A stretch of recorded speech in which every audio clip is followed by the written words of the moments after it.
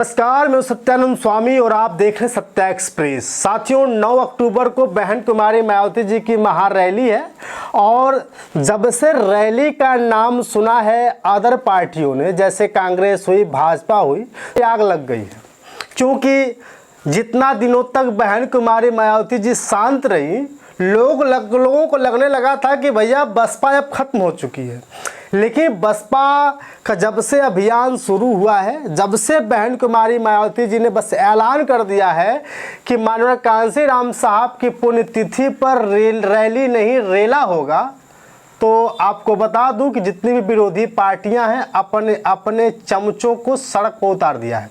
आए दिन लोग मध्य प्रदेश में, आए लोग उत्तर प्रदेश में, आए लोग बिहार में जाकर के बहुजन समाज पार्टी की बुराई करने से नहीं थक रहे हैं। और आपको पता है सबसे ज़्यादा आग लगी है तो कांग्रेसियों के। मैं इस बात को इसलिए कह रहा हूँ क्योंकि एक नेता है कांग्रेस का उदित राज, जो अक्सर बहन कुमारी मायावती जी की बुराई करता है, बहन कुमारी मायावती जी को भला बुरा कहने से कभी नहीं थकता है। अब तो उसने कह दिया है कि मायावती जी के मन में बीजेपी है, कमल है और होठों पे अम्बेडकर वादी हैं या अम्बेडकर जी हैं। तो साथियों, आज इसी पर नज़र डालेंगे क्योंकि जो शख्स उदित राज है वो कैसे कैसे अनर्गल भाषाओं का प्रयोग करता है, कैसे कैसे बहन कुमारी मायावती जी को हमेशा टारगेट करता है। एक दलित होने के नाते वह दलितों का ही सिर्फ विरोध करता है। आज इसी पर नज़र डालेंगे। साथियों, अभी तक चैनल को सब्सक्राइब नहीं किया है तो सब्सक्राइब कर लीजिए, क्योंकि बहुजन समाज की खबरें मैं लगातार सुबह, दोपहर, शाम दिखाने का प्रयास कर रहा हूं। लेकिन आपको बता दूं कि जो खबर मैं बताने जा रहा हूं, ये खबर जानकर आप एकदम से सन्न हो जाएंगे और कहेंगे कि हमें किसी पार्टी को सपोर्ट करने की ज़रूरत नहीं है। अगर आपकी अपनी कोई पार्टी होगी तो बहुजन समाज पार्टी। साथियों, बहुजन समाज पार्टी के बारे में थोड़ा सा पीछे चलिए।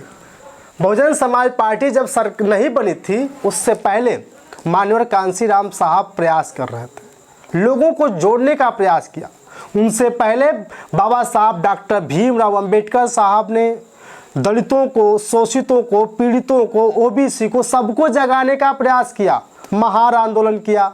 पानी पीने का अधिकार नहीं था, मटका छूने का अधिकार नहीं था, पढ़ने का अधिकार नहीं था, बहन बेटियों को केस रखने का अधिकार नहीं था, स्तन ढकने का अधिकार नहीं था।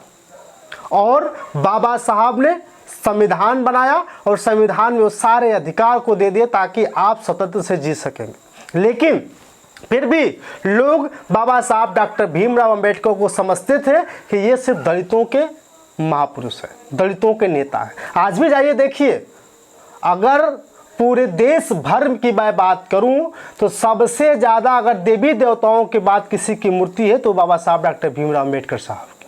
हर गली, हर चौराहों पर आपको बाबा साहब डॉक्टर भीमराव अम्बेडकर साहब की मूर्ति देखने को मिल जाएगी। साथियों, और उनके बाद जब बाबा साहब डॉक्टर भीमराव अम्बेडकर साहब दुनिया को छोड़कर चले गए तो उन्होंने कहा था कि हमारे कारवां को वहीं रोक देना। अगर हमारे कारवां को आगे नहीं ले जा सकते हो तो मेरे कारवां को वहीं रोक देना, पीछे मत ले जाना। इससे आहत लोगों को लगा कि अभी बाबा साहब डॉक्टर अंबेडकर साहब कुछ छोड़ गए हैं। बाबा साहब ने अधिकार तो दे दिया, लेकिन बाबा साहब के अधिकारों को, संविधान में दिए गए अधिकारों तक जन जन तक पहुंचाएगा कौन? माननीय कांशीराम साहब ने बीड़ा उठाया और फिर से दलितों को, पिछड़ों को, शोषितों को, सबको बताने का प्रयास किया। साइकिल उठाई, नौकरी छोड़ी और गांव गांव, गली गली जाकर के लोगों को बताने का प्रयास किया, समझाने का प्रयास किया। फिर आपने देखा ही होगा, इसके बाद उन्होंने एक पार्टी बनाई जिस पार्टी का नाम था बहुजन समाज पार्टी।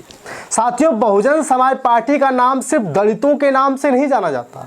माननीय कांशीराम साहब की अगर कोई मूर्ति बनाता है तो सिर्फ और सिर्फ दलित, अगर माननीय कांशीराम साहब की कोई पूजा करता है तो दलित।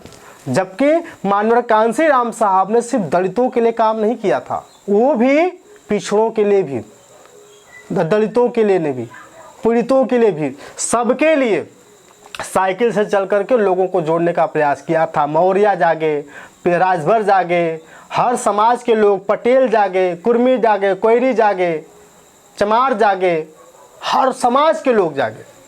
लेकिन धीरे धीरे वक्त आया और माननीय कांशीराम साहब ने कहा कि अब हमें सरकार बनाने की ज़रूरत है। माननीय कांशीराम साहब खुद चाहते तो सरकारी नौकरी कर सकते थे, खुद चाहते तो वो सरकार बना सकते, खुद मुख्यमंत्री बन सकते थे, लेकिन नहीं, उन्होंने कहा कि ऐसे नहीं होगा।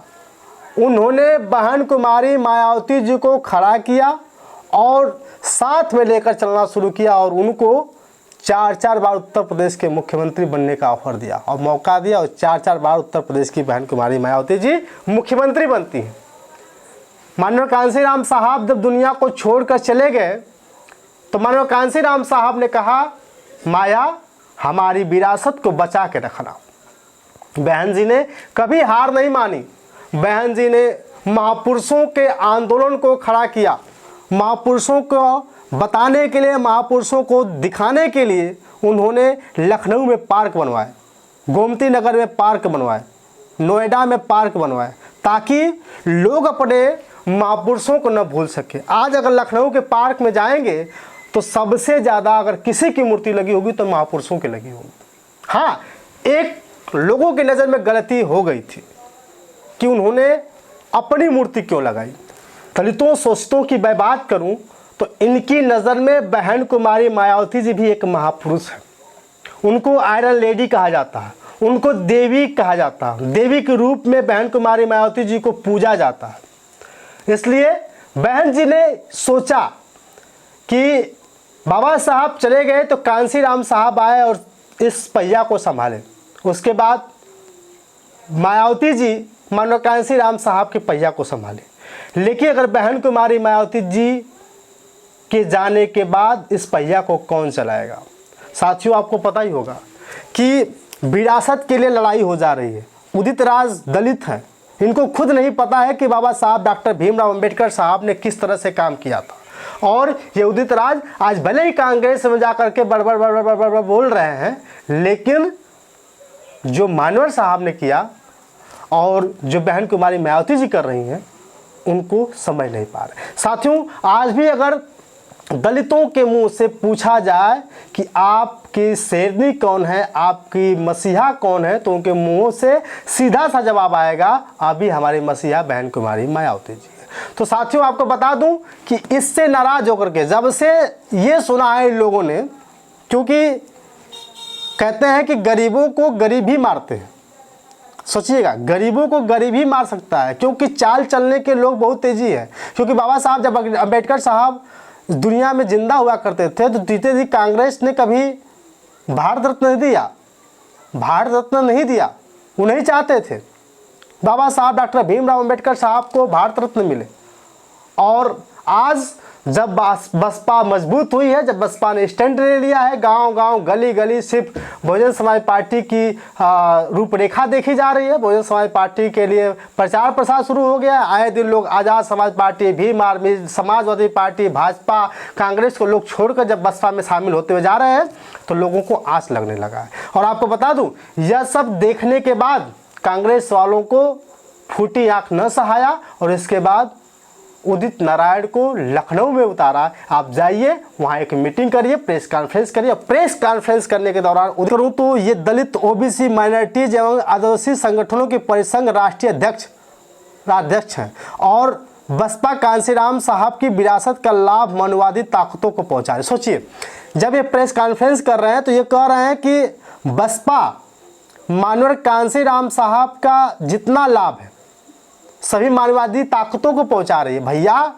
आज तक बसपा के किसी भी कार्यकर्ता का फोटो, किसी भी पदाधिकारी का फोटो किसी भी अलग पार्टी से के साथ नहीं देखा जा सकता। इतना तक कि चंद्रशेखर आज़ाद के साथ भी नहीं देख सकता कोई। और ये लोग कह रहे हैं कि मानववादी ताकतों, कैसे बात होती है? कभी तो कुछ तो निकल के आती है। आज 10 साल 20 साल निकल गए। तो साथियों, आपको बता दूं, इसके बाद उन्होंने कहा कि वोट चोरी से लोकतंत्र को कमजोर किया जा रहा है, इसके विरोध में बसपा को संघर्ष करना चाहिए। यही कांशीराम की सच्ची श्रद्धांजलि होगी। भाजपा उत्तर प्रदेश में बसपा को परोक्ष रूप में चुनाव लड़ाने की तैयारी कर रही है। अगर बसपा 50-60 सीट जीतती है तो इसका सीधा लाभ भाजपा को मिलेगा। पिछली बार बहन कुमारी मायावती जी के पास 1 सीट आई थी, तो क्या इसका लाभ भाजपा को मिला था? 50-60 सीट अगर बहन कुमारी मायावती जी को मिला होता तो बहन कुमारी मायावती जी आज सरकार बना ली होती। भले ही ये लोग 80-80 सीटों पे भले कुछ ना कर पा रहे हो। तो अब उदित राज के मन में ये आ रहा है कि जो 9 अक्टूबर की रैली बहन जी कर रही हैं, इनके नज़र में गलत हो रहा है। माननीय कांशीराम साहब का अगर ये पुण्यतिथि मना रही हैं, उस रैली पर 5-10 लाख लोगों को बुलाने का प्रयास कर रही हैं, तो इन लोगों के पेट में दर्द हो रहा है कि बहन जी ऐसा क्यों कर रही हैं। इनको लग रहा है कि वोट चोरी हुई है। भैया अगर वोट चोरी हुई है तो कांग्रेस के इतने लोग हैं, कांग्रेस के इतने लोग हैं लोकसभा में, पद इस्तीफा दे दें, सबको इस्तीफा दे देना चाहिए। प्रियंका गांधी चुनाव लड़ी, जीती, उनको भी इस्तीफा देना चाहिए। राहुल गांधी भी जीते, उनको भी इस्तीफा देना चाहिए। अखिलेश यादव की पूरी टीम को इस्तीफा दे देना चाहिए। अगर ऐसा लगता है कि लोकसभा में जो वोट चोरी का मामला सामने आया है तो ये गलत हुआ है, तो लेकिन ये लोग नहीं देंगे। मैं सीधा सा मानता हूं कि बहन कुमारी मायावती जी को नीचा दिखाने के लिए कांग्रेस पूरी तरह से हद तक जाने के लिए तैयार है और उदित राज को सड़क पे उतार दिया है, कहीं जाइए बहन जी का विरोध करिए। तो आपको समझ लेना होगा कि कांग्रेस हो, समाजवादी पार्टी हो, भारतीय जनता पार्टी हो या कोई भी पार्टी हो, बसपा को कमज़ोर करने के लिए हर तरह के हथकंडे अपना सकती है और आपको इनसे बचना होगा। और आपको बता दूं कि अगर दलितों के लिए कोई पार्टी है, पिछड़ों के लिए कोई पार्टी है, पीड़ितों के लिए कोई पार्टी है तो बहुजन समाज पार्टी है। मैं नहीं कहता कि बहुजन समाज पार्टी की मुखिया मायावती को मानिए, नहीं, एक बार बहन कुमारी मायावती जी का फिर से सरकार बना के तो देखिए कितना लाभ मिलता है। उन युवाओं को भी कहना, आप देख रहे हैं आए दिन बुलडोजर चलाया जा रहा है, आए दिन अच्छे अच्छे लोगों के साथ बुरा हो रहा है, मुसलमानों के साथ क्या हो रहा है। तो मुझे लगता है कि सभी मुसलमानों को बहुजन समाज पार्टी के साथ आ जाना चाहिए। उदित राज ने जो किया है उसका पूरी तरह से विरोध करना चाहिए और उन सब बातों को भुलाकर कांग्रेस को छोड़कर, समाजवादी पार्टी को छोड़कर, भाजपा को छोड़कर, अन्य पार्टियों को छोड़कर सीधे बसपा के साथ ज्वाइन हो जाना चाहिए। फिलहाल एक बार बहुजन समाज पार्टी को जिताना चाहिए और सरकार बनाना चाहिए। साथियों, बाकी आपकी राय कमेंट करके बताइएगा। उदित राज के इस वक्तव्य से क्या कुछ सीख मिलती है, क्या ये गलत कर रहे हैं, सही कर रहे हैं, आपसे अच्छा कोई नहीं जान सकता। बाकी आपकी राय। बहुत बहुत धन्यवाद।